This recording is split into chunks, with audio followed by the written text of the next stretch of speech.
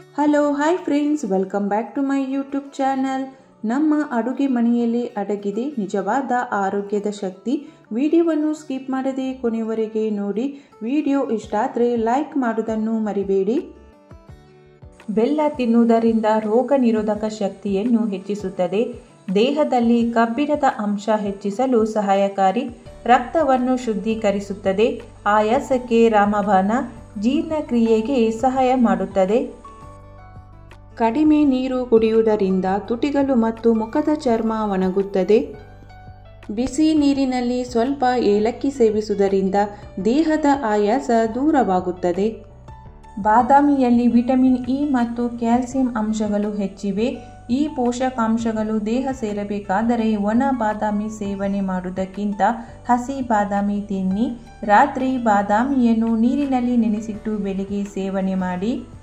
ನೀರಿನಲ್ಲಿ ನೆನೆಸಿಡುವುದರಿಂದ ಸಿಪ್ಪೆ ಸುಲಭವಾಗಿ ತೆಗೆದು ತಿಂದರೆ ಅದರಲ್ಲಿರುವ ಸಂಪೂರ್ಣ ಪೋಷಕಾಂಶ ನಿಮ್ಮ ದೇಹ ಸೇರುತ್ತದೆ. ತೂಕ ಇಳಿಸಿಕೊಳ್ಳುವಲ್ಲಿ, ಜೀರ್ಣಕ್ರಿಯೆಗೆ, ನೆನಪಿನ ಶಕ್ತಿ ವೃದ್ಧಿಗೆ ಇದು ಉತ್ತಮ ಔಷಧಿಯಾಗಿದೆ. ಮಹಿಳೆಯರಿಗೆ ಮುಟ್ಟಿನ ಸಮಯದಲ್ಲಿ ಉಂಟಾಗುವ ಹೊಟ್ಟೆ ನೋವು ಕಡಿಮೆಯಾಗಲು ಬಿಸಿ ಹಾಲಿಗೆ ಬೆಲ್ಲ ಬೆರೆಸಿ ಕುಡಿಯಿರಿ. ನೋವು ಕಡಿಮೆಯಾಗುತ್ತದೆ. ಹಸಿರು ಸೊಪ್ಪುಗಳು ಯಾವಾಗಲೂ ಆರೋಗ್ಯಕ್ಕೆ ಉತ್ತಮ.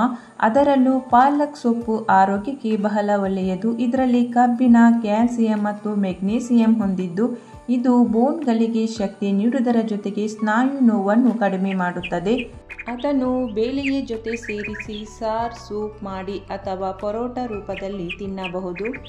ಒಂದು ವಿಷಯ ನೆನಪಿಡಿ, ಪಾಲಕನ್ನು ಹೆಚ್ಚು ಬೇಯಿಸುವುದರಿಂದ ಅದರ ಪೋಷಕಾಂಶಗಳು ಕಡಿಮೆಯಾಗುತ್ತವೆ. ಆದ್ದರಿಂದ ಅದನ್ನು ಸ್ವಲ್ಪ ಮಾತ್ರ ಬೇಯಿಸಿ ನಿಮ್ಮ ಆಹಾರದಲ್ಲಿ ಉಪಯೋಗಿಸಿ. ಬೆಳಿಗ್ಗೆ 2-3 ಬೇವಿನ ಎಲೆಗಳನ್ನು ತಿನ್ನುವುದರಿಂದ ರಕ್ತ ಶುದ್ಧಿಗೊಳ್ಳುತ್ತದೆ. ಬೇವಿನ ಎಣ್ಣೆ ತಲೆಗೆ ಹಚ್ಚಿದರೆ ಹೇನುಗಳು ಕಡಿಮೆಯಾಗುತ್ತವೆ.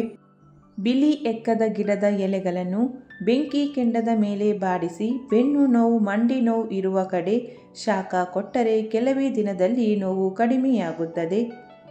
ಸಿಹಿ ತಿಂಡಿಗಳು ನಾಲಿಗೆಗೆ ಮಾತ್ರವೇ ಸಿಹಿ.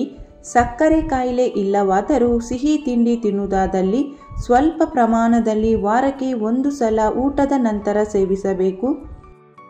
ಮೂಲಂಗಿ ರಸಕ್ಕೆ ಹಾಲಿನ ಕೆನೆಯನ್ನು ಹಾಕಿ ಮುಖಕ್ಕೆ ಹಚ್ಚಿದರೆ ಮೊಡವೆಗಳು ಕಡಿಮೆಯಾಗುತ್ತವೆ. ಒಣ ಅಂಜೂರಗಳು ನಮ್ಮ ಶರೀರಕ್ಕೆ ಇದರಿಂದ ತುಂಬ ಉಪಯೋಗಗಳಿವೆ. ಈ ಒಣಗಿದ ಅಂಜೂರಗಳನ್ನು ಬೆಳಿಗ್ಗೆ ಖಾಲಿ ಹೊಟ್ಟೆಯಲ್ಲಿ ಸೇವಿಸುವುದರಿಂದ ಶರೀರದಲ್ಲಿ ಆಗುವ ಸುಸ್ತು, ನೋವು, ತಲೆ ಸುತ್ತುವುದು ಕಡಿಮೆ, ರಕ್ತ ಸುಸ್ತಾಗುವುದು ಇದೆಲ್ಲವೂ ಪ್ರತಿದಿನ ಅಂಜೂರವನ್ನು ಸೇವಿಸುವುದರಿಂದ ಕಡಿಮೆಯಾಗುತ್ತದೆ. ತುಳಸಿ ಸೇವನೆಯು ಸೋಂಕುಗಳ ವಿರುದ್ಧ ಹೋರಾಡಲು ಸಹಾಯ ಮಾಡುತ್ತದೆ. ತುಳಸಿ ಎಲೆಗಳೊಂದಿಗೆ 1 ಲೋಟ ಬೆಚ್ಚಗಿನ ನೀರು ಕುಡಿಯುವುದರಿಂದ ಗಂಟಲಿನ ಸಮಸ್ಯೆಗಳು ಮತ್ತು ಸೋಂಕು ಕಡಿಮೆಯಾಗುತ್ತದೆ. ಚಹಾ ಅಥವಾ ಕಾಫಿ ಬದಲಿಗೆ ನೀವು ಬೆಳಿಗ್ಗೆ ಎದ್ದ ತಕ್ಷಣ 1 ಅಥವಾ 2 ಗ್ಲಾಸ್ ಬೆಚ್ಚಗಿನ ನೀರನ್ನು ಕುಡಿಯಿರಿ. ಇದು ನಿಮ್ಮ ಕರುಳಿನ ಚಲನೆ ಸರಾಗವಾಗಿ ನಡೆಯಲು ಸಹಾಯ ಮಾಡುತ್ತದೆ.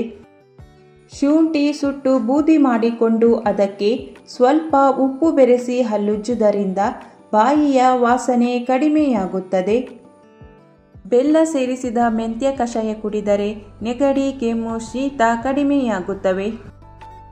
ಬೇವಿನ ಎಲೆಗಳನ್ನು ನೀರಿನಲ್ಲಿ ಕುದಿಸಿ ಆ ನೀರಿನಿಂದ ಹೇರ್ ವಾಶ್ ಮಾಡುವುದರಿಂದ ಕೂದಲು ಉದುರುವಿಕೆ ಕಡಿಮೆಯಾಗುತ್ತದೆ.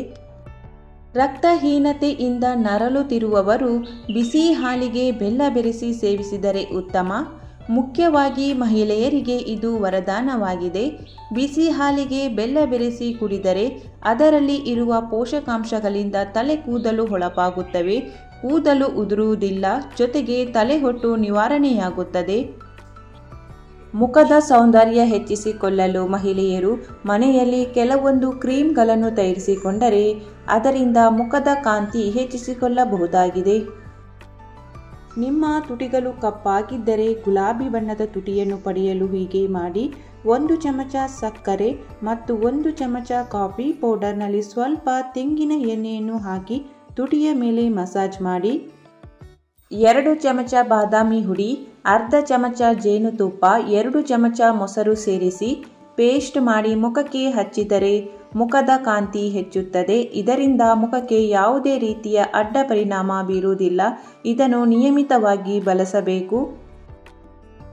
ಕಡಲೆ ಹಿಟ್ಟಿನಲ್ಲಿ ಮೊಸರು ಬೆರೆಸಿ ಮುಖಕ್ಕೆ ಹಚ್ಚುವುದರಿಂದ ತ್ವಚೆಯು ಸುಂದರವಾಗುವುದಲ್ಲದೆ ಕಲೆಗಳನ್ನು ಹೋಗಲಾಡಿಸುತ್ತದೆ.